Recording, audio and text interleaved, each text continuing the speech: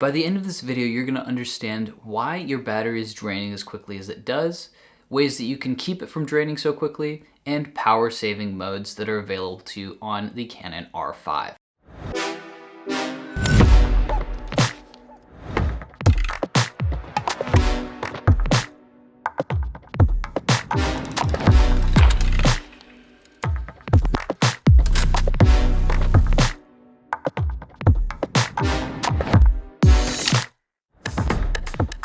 Caution: the battery is dangerous if swallowed.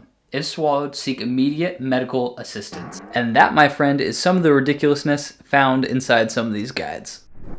Now, the top things that are going to drain your battery quickest is having the autofocus on by only depressing the button halfway or by holding the back button and not taking an image. As well, having image stabilization on is going to drain the battery quicker. Any operations that happen inside the lens have to be powered by the battery in the grip, and that is going to, drain the battery a lot quicker and reduce the overall shots that you can get. And the last one is kind of obvious, because if you have your phone hooked up to the camera and over Wi-Fi, it's going to really drain the camera and your phone very quickly.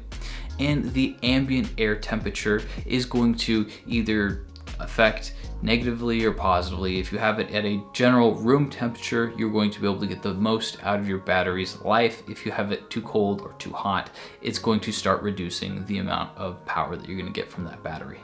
As well, when in the high continuous shooting modes, you can get up to 12 shots per second if you have the camera at 1,000th of a second and at the largest aperture, and the battery is at least 60% charged or higher. And once again, the caveat of the room and operating temperatures. Now let's dive right into the camera settings that I'm going to show with you to help save some of your battery life on longer shoots that you're going to be taking it on. Now, the very first setting that you have available to you to control the power is the display performance. Now, the Viewfinder, despite it being so much smaller, is going to suck a lot more power out of your battery than just simply using the back screen. And in order to combat this, we'll call it that, is to take it from smooth, which has a higher hertz rate and refresh rate of the Viewfinder, and put it to power savings. Now, this will reduce the refresh rate, so if you're doing sports, then smooth probably is not an option for you. Up next is the continuous autofocus, and this is in the AF purple under the tab number 1. And by disabling this, this will allow you to keep your lens from trying to catch focus all the time, no matter what's going on. So when you disable this, this is even recommended and showed you in the manual to turn this off for better performance. It's useful for some situations, but for the majority of us photographers, this is better turned off. Next is the Wi-Fi Bluetooth connection and airplane mode and Wi-Fi settings. Simply going into airplane mode and turning that on, that will keep your camera from sucking a lot of power, throwing it into the Wi-Fi settings and transferring photos and all of that stuff that really drains the battery. So if you're looking to maximize your battery, just keep the airplane mode on until you actually need to use one of its functions. Up next is the power savings, and if you go in here, this is pretty much just the screen saver to your camera. So display off in 1 minute, it will shut down after it has been used for 1 minute. The Viewfinder, and then the auto power off after 1 minute as well. I find that if I put this too low, it becomes obnoxious to work with, and that's just not fun. As well, eco mode on. The way this is it's like a power saving except on steroids, because when you come into your normal situation, it's going to sit there, and after about 2 seconds it goes and dims the screen and then shuts the screen off. So this can become incredibly obnoxious to work with sometimes, but if you are looking to eke out every last little bit that you need, then this is a good option for you.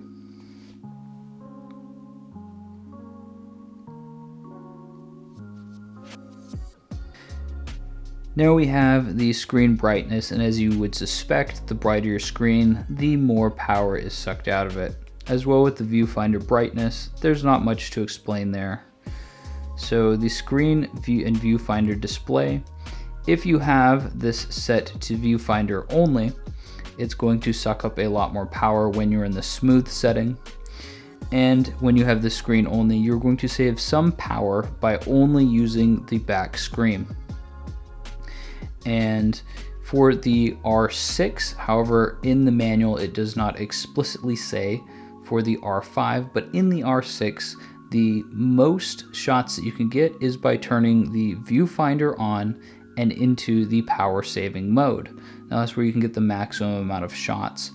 However, it does not say that for the R6, but I know that it is an R. They just simply don't have that tab that describes to you that function. So I'm going to say it's possible that that is the same here, but I'm not 100% sure. Under the wrench number 5, we have the battery information, and this is pretty easy to read.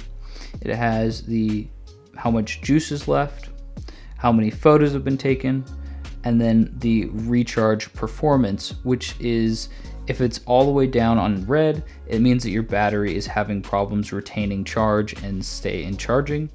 And the yellow is starting to degrade a little bit, and all three of them, when they're green, means that it's good and you don't have to worry about that.